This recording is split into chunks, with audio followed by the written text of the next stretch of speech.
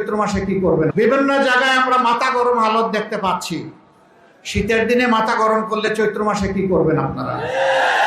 একটু মাথাটা ঠান্ডা রাখেন, একটু জুলাই যোদ্ধাদেরকে সম্মান করুন, এতগুলা শহীদের প্রতি একটু শ্রদ্ধা প্রদর্শন করুন।